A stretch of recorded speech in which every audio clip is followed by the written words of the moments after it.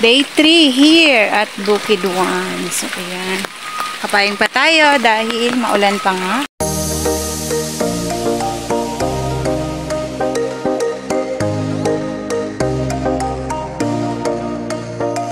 So, may mga dala ako rito. So, alam niyo na kung anong aking gagawin. Dahil nga, naulan pa rin.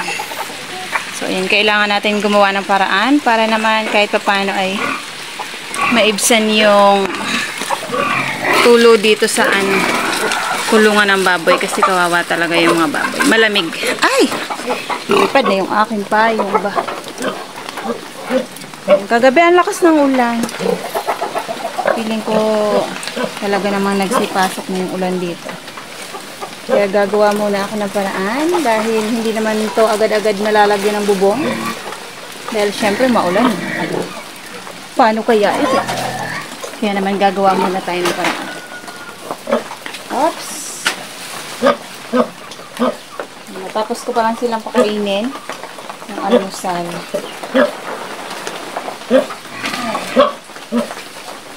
So, dito nagtatapyas din sa banda niya dito. Siguro lalagyan ko din lang muna ng plastic.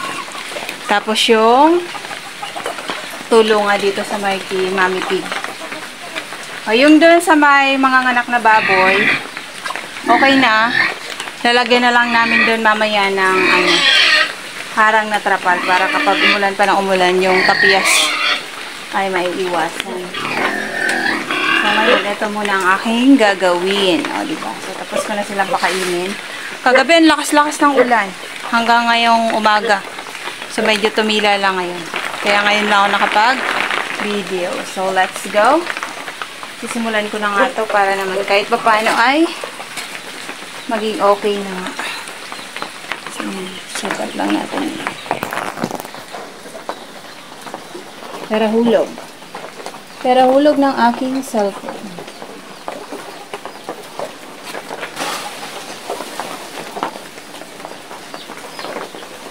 So, ito yung part na mahirap kasi talagang malalaman mo lang na may tulo yung bubong kapag umuulan. Siyempre kapag mainit ay hindi mo rin naman napapansin, although pag butas na yun napapansin.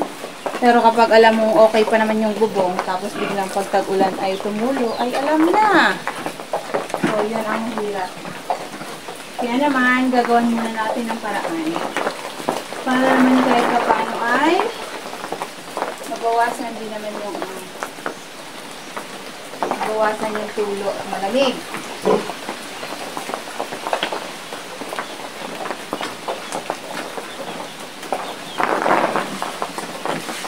Hindi masyadong mabuksan. So, ang dami namang plastic din ni Mama. Gawa ng sa plastic ng sa mga pagkain ng baboy. So, ito na lang muna yung aking gagamit. Kita nyo, nakaala ko. Probinsya ng probinsya rin, nakapudong. Para hindi mabasa yung aking ulo. Nilagyan, ay yung aking buhok. Nilagyan ko muna ng plastic.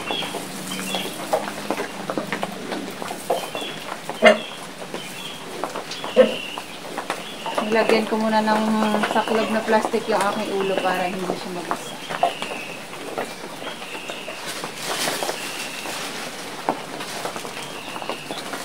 Wala pa si Mama, kaya naman hindi niya pa alam na ganito yung sitwasyon namin ngayon dito. Yan naman. Tayo na lang muna yung gagawa ng paraan. Ang basa ng bubong. Sana ko aakyat huli.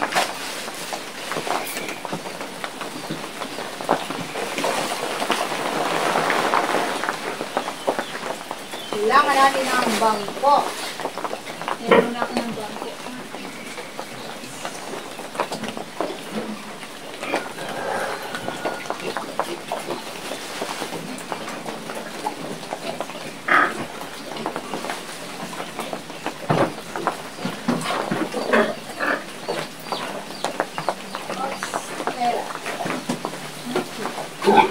Bakit ikaw ang nandyan, Chick?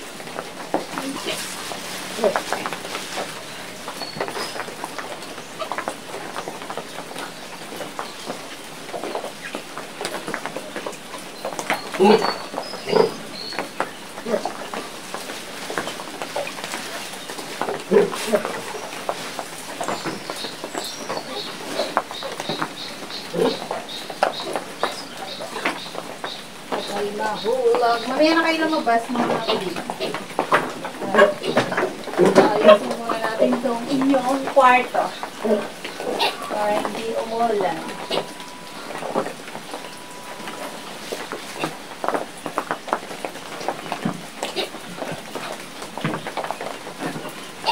At kawawa naman kayo.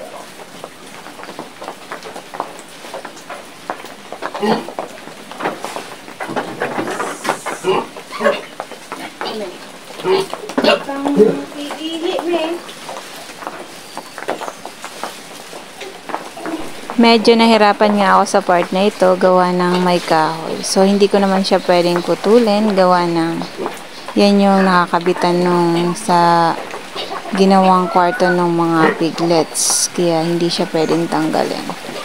So ayun, kahirap na hirap nga ako kung paano ko nga siya ikakabit. Kaya nakakita ako ng alambre dyan. So yan, isinabit ko nga muna yung sa kabilang side. Tapos dun sa side na sa may bandang isa naman ay yun, nahihirapan din ako kasi hindi nga siya magiging maganda yung kalalabasan. Kasi anong tawag niyan? Kumbaga hindi magiging flat yung ano ng plastic. Kaya dyan talaga sobrang nahirapan ako sa part nito. Nakakita naman ako ng straw yung panali. Yun nga lang. Tingnan nyo naman yung itsura ng plastic. So, papunta pa rin doon sa kabila yung magiging tulo ng ulan. Kaya naman ang hirap gawa ng may kahoy. Talagang nahirapan ako kung paano ko nga siya ikakabit na talagang yung tubig ay dadaos-dos palabas. Isang part pa nga lang yung aking nilalagyan. Abay, napakahirap nga naman talaga. Oo, pero pwedeng hindi ko nga siya malagyan. Gawa ng kawawa talaga yung mga baboy. So, yun ang aking goal talaga naman. Kailangan i-push ko para nga hindi na matuluan ng ulan yung baboy. Gawa ng siguro ilang araw pa tong ulan na to. Gawa nga ng bagyo. So, yan. Natapos ko rin nga siyang maikabit. Pero iniisip ko pa rin kung paano yung magiging itsura niya na yung tulo sa labas. So, binaliwala ko nga muna yan. So, dito naman muna tayo sa isa. Ang mahirap pa kasi wala akong panali. Gawa ng yung panali daw ay dinala ni mama sa Kalabanga, sa Mangiring. Kaya, yun. Talaga naghanap lang ako ng mga straw dito, yung panali na nagkakalat-kalat para yun nga lang yung aking gagamitin. Kaya kung napansin nyo yun, hinahati-hati ko nga lang siya para magkasya. At habang nagtatali ako, syempre iniisip ko na siya kung paano ko nga siya itatali na naman. Kung aabot nga siya dun sa sa place kung saan tumutulo yung ulan. So dito sa part na to, hindi pa naman ganoon kasira yung bubong, pero siguro nga dahil ngayon na naman lang yung sobrang lakas ng ulan, kaya talaga naman nagsipaglabasan nga yung pagtulo ng ulan. Siguro madami na naman itong mga daon sa taas ng bubong, kaya ganun yung itsura. Tapos sinaakitan pa ng manok. So hindi naman talaga expected na ganun talaga yung ulan ngayon ay hindi naman inaasahan. Wala tayong magagawa kasi bagyo yung dumating dito sa amin. May bagyo na ilang araw daw to, hanggang Friday ata to aabutin.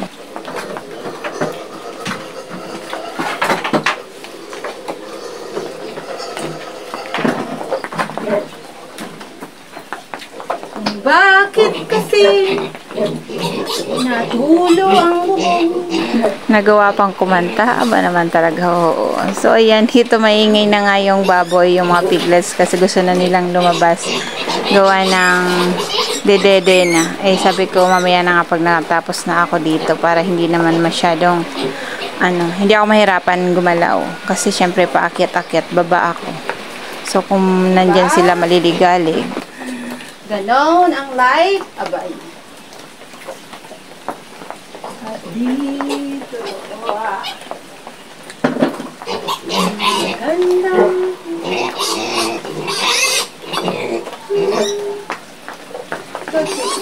Dapat ganito yung magiging itsura nung isa. Kaya nga lang, yun lang may harang.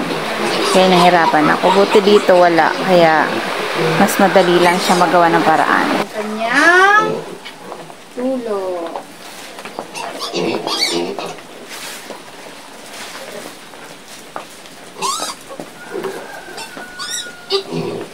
Hindi pa kasi ito napapalitan, gawa nga nung nakaraan ay easy. Kasi yung palay namin na inanin.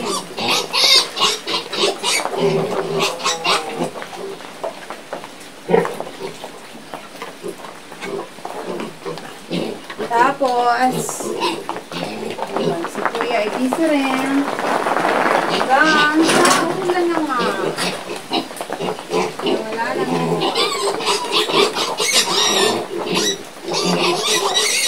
Later! At pupunasan ko pa dito mga buti. Pupunas pa tayo dito sa ano. Pupunasan pa natin yung sahig para hindi basa. At makapaghinga naman ang inyong inay. Makapagpahinga naman ang inyong mami. Upload ka dyan, at ang cellphone ka dyan. Dami ka, dyan.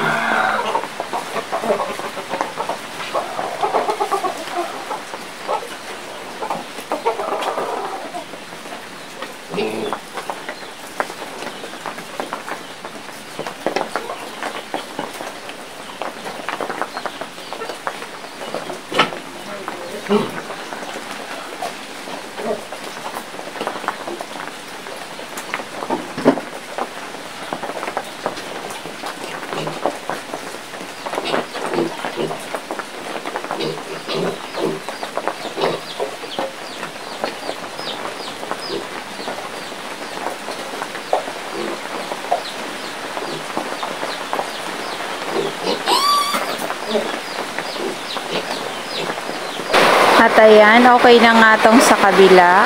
Ayan, o, diba? Pasipat-sipat pa. Kaya naman naisipan ko nga ayusin ulit itong sa isa. Kasi nga parang hindi ako satisfied na parang papasok ulit yung ano ng ulan dito sa kulungan. So, pinag-iisipan ko talaga siya kung paano ko nga gagawin na mapaayos nga yung aking paglapat ng plastic na to dito sa kabila.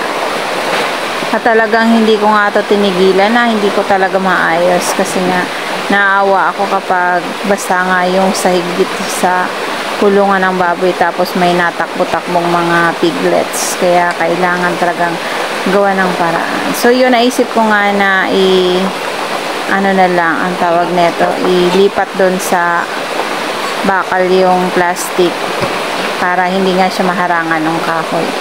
So ito na lang yung aking ginawa para yung tubig ay diretso pa rin.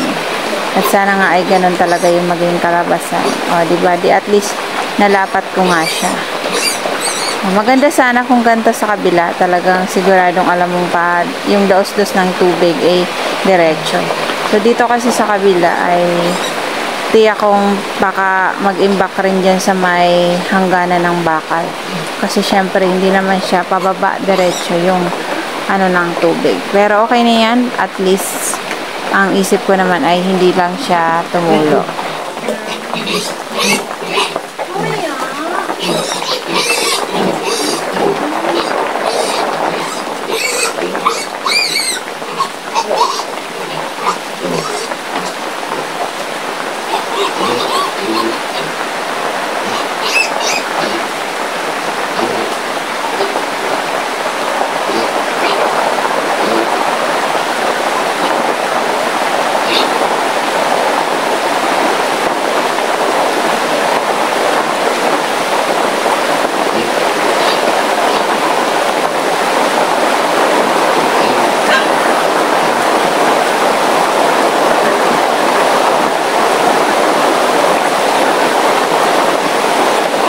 Ang lakas na ulit ng ulan dito sa part na to.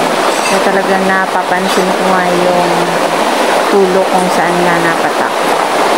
Kumbaga nakikita ko na nga kung lalabas pa nga siya dyan sa plastic. Kung mababasa pa rin yung sahig ng kulungan ng bahay.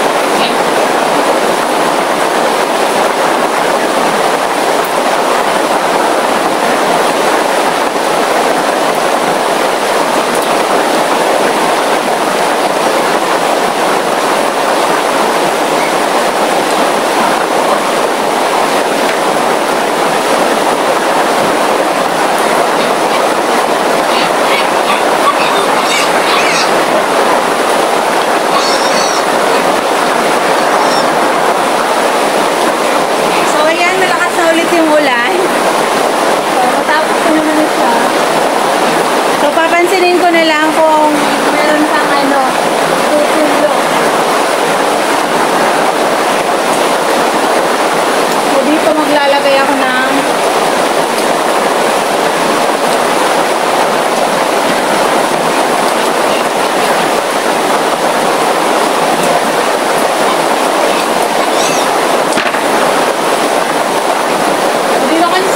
talagang sadyang sira na yung nila sa bubong.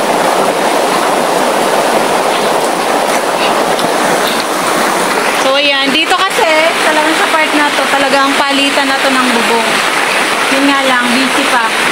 Kaya gagawa muna tayo ng paraan. So meron pa dito sa bandang to. So lalagyan ko na lang muna ng plastic.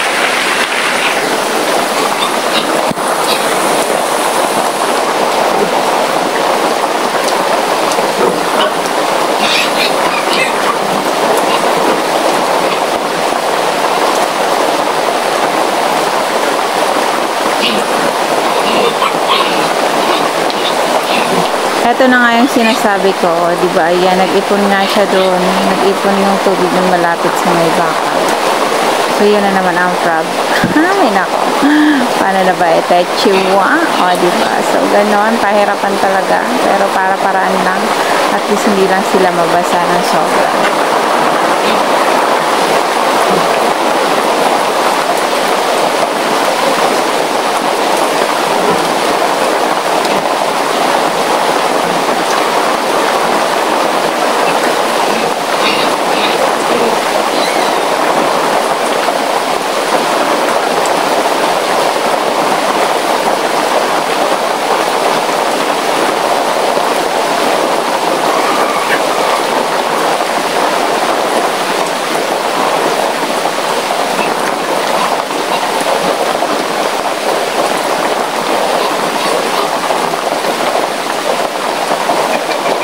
Medyo okay na siya dyan. Hindi na matutuluan yung mga maliliit.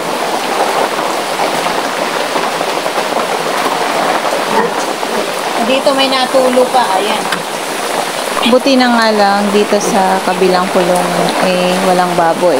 Kasi yung ililipat dyan yung nandito pa sa may malapit sa daanan. So yung nanganak nung nakaraan. Kaya hindi pa siya dyan ililipat gawa nga na kailangan talaga mapalitan muna ng bubong. Kaya lang dahil nga busy ang lahat, kaya naman ayan. Hanggang sa inabot na lang ng ulan. Kailangan ko nga lang siyang lagyan ng plastic kasi natilamsik pa rin. Papunta nga dito sa may mga yung may piglets. Kaya kailangan pa rin lagyan yung sa may malapit. So yun yung aking ginagawa. Kasi kawawa talaga yung baboy. Yun ang frog. Kaya para-paraan muna.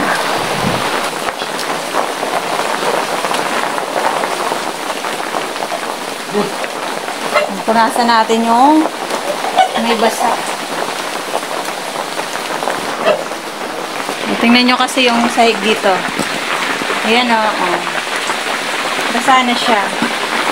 Kaya pupunasan ko para mamaya makikita natin kung improving yung ating ginawang sapin. Ayan.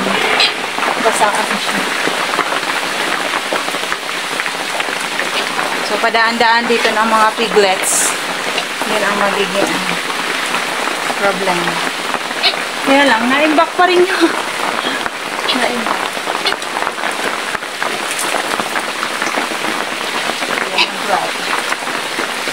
Malakas na yung ulan. Pero at least, kahit pa paano, may iibsan yung basa. May iibsan yung basa dito sa loob. So, hindi masyadong lalamigan yung piglets. Yun lang naman yung gusto ko. Hindi sila masyadong malamigan. Wawa naman.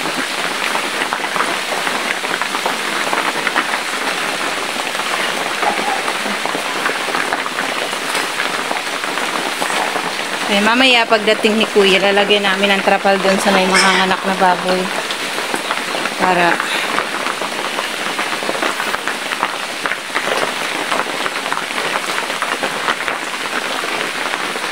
hindi siya mabasa. Dito muna natin.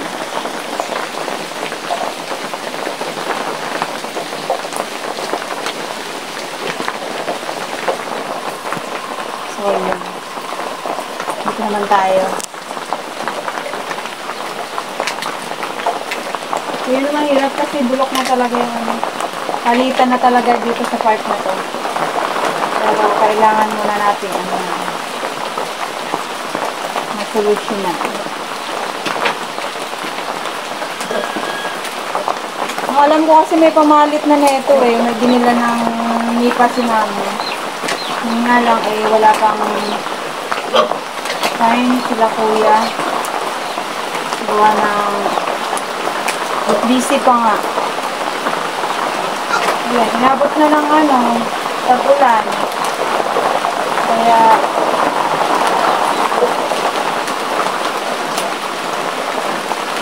wala tayong magagawa. Dahil umulan na. Natulog ka pa?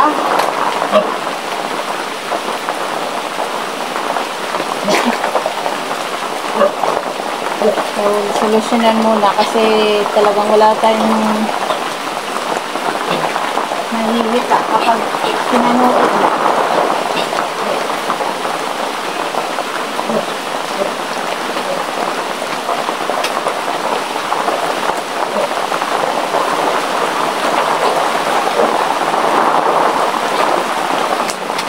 Yan muna ang aking ginawa. O, diba? Kahit papano ay hindi na nga mababasa doon. Diyan sa may paanan ng baboy. So, may iwasan na yan muna yung So, ito na muna yung solusyon ngayong panahon na talaga namang tag-ulan. So, ayan, nilagyan ko na dito kasi hindi na talaga siya kaya. Kaya nilagyan ko na rin ng plastic. Hindi na kaya yung lisok-sok lang na plastic. O, diba? So, ayan, magiging okay na rin kahit papano ay di na mababasa yung baboy. So, yun lang muna kasi medyo nahihilo na ako katingala. Yun talaga yung aking kahinaan. So, ayan. Kahit paano, ayan, kahit maglakad-lakad yung mga piglets ay hindi na nga sila mababasa. So, yan lang muna, no? So, kahit paano ay okay na. Okay na yung nila bubong. So, hindi na sila mababasa.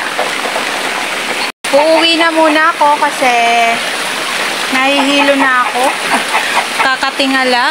So, ayan. Dito sa mga anak na baboy ay okay na rin naman. So, hindi na rin naman siya nababasa.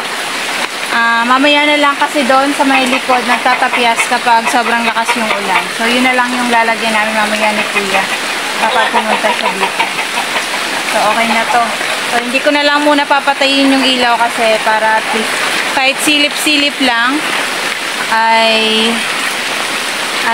matatanaw ko yung baboy kung ano lang kanya kalagayan. Pero tinignan ko yung kanina, inano ko yung dede niya ay hindi pa naman, wala pa namang gatas. So 112 days niya na ngayon. So yan.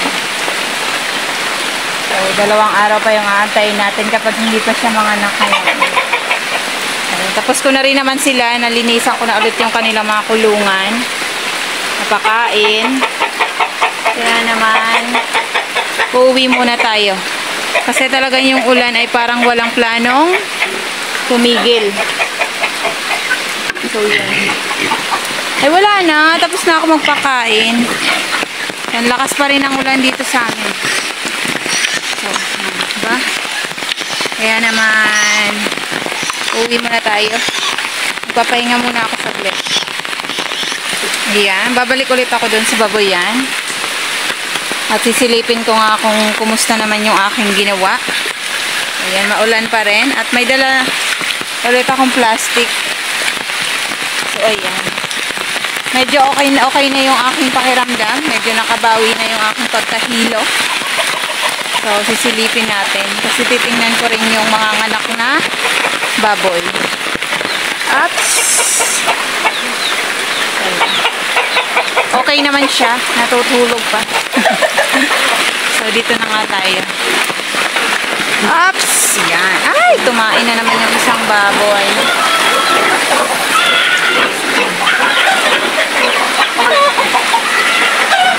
So, nagulo ko na naman sila. Nagulo ko ulit ang kanilang pagkatao. Ayan.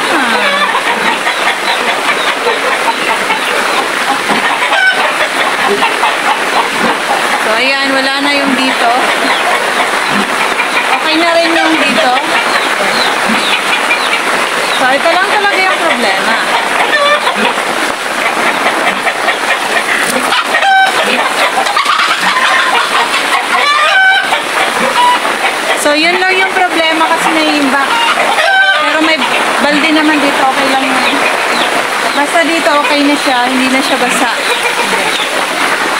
So, okay na siya. Ay, ang galing. Effective naman yung aking ginawa. Okay na siya. Meron pa akong lalagyan dito. Kasi, nagtatapyas din dito sa kanyang side. Ayan. So, papakita ko sa inyo kung bakit.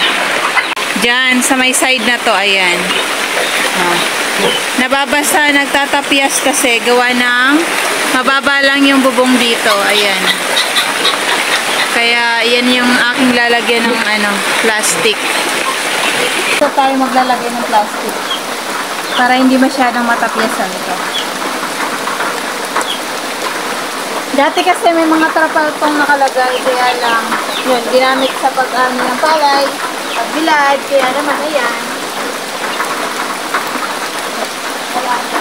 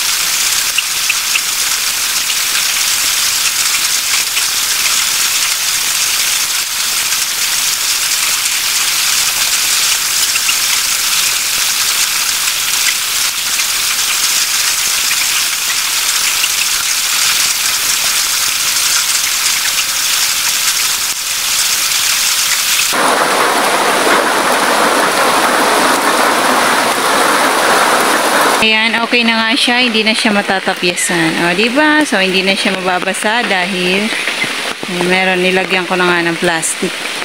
So, hindi na papasok yung ulan doon sa may loob. 112 days niya ngayon, pero wala pa naman. So, may 2 araw pa tayong aantayin. Ayan. So, wala pa naman. Kaya naman, ayan. Wala pa siya. Ang laki-laki na ng tiyan niya. Grabe.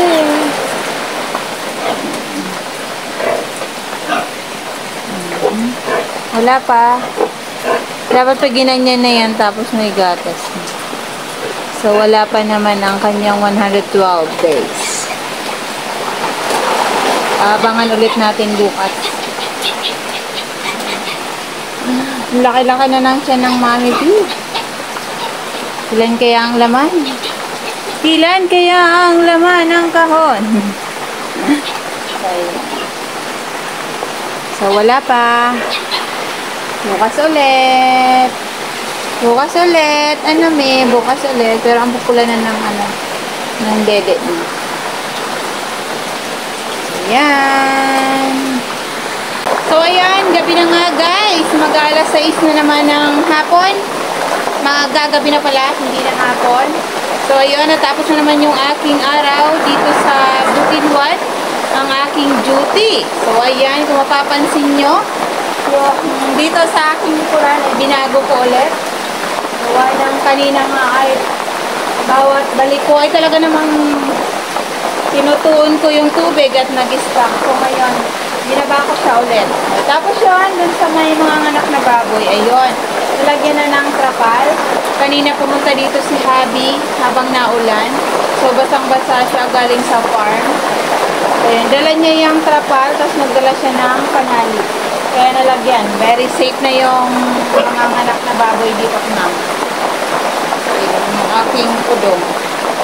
So, tapos, kanina din, nagpaulan na rin ako kasi yung sa 4 na baboy na maliit, nilagyan ko na rin ng trapal doon sa mga side. Kung mapapansin nyo, saan ba yun? Ayun o, doon. Doon sa apps, doon. Sa may orange na yon. So yun, nilagyan ko rin doon ng trapal. Para yung tapyas na ay hindi masyadong pumasok dun sa babuyan. Yun yung nagawa natin ngayon. Ngayong araw. Abay, talaga namang sinusubok yata ako ngayong panahon ng tagulan dito kila mama. So wala tayong magagawa dahil si mama hindi pa nga makakauwi dahil sa mga daanan pa uwi dito sa amin ay mga bahana. Sa sobrang paulan-ulan halos maghapon talagang hindi na ata nanawa yung ulan. So hanggang ngayon ay naulan pa rin. Kaya naman dito sa amin halos bahana nga yung mga palayan dyan sa may daanan. Pati yung mga daanan bahana. So yan ang ano ngayon. Gawa nga ng sa bagyo. Kaya naman talagang gagawa na lang talaga ng paraan. So yan muna yung mga artificial na bubong ngayon ng baboy ni mama. Para lang hindi na sila mabasa. Yung mga manok ni mama andito rin. Ayan sila. So dito rin sila nakasilong. Gawa ng dito ay safe dahil may bubong na. So yun. Tapos ano pa ba nagawa ko ngayong araw? So basta yan, nag-add muna ako ng mga artificial na bubong para hindi na mabasa yung mga baboy. So yung doon sa may ano, yung dito, sa may side. So yan dyan.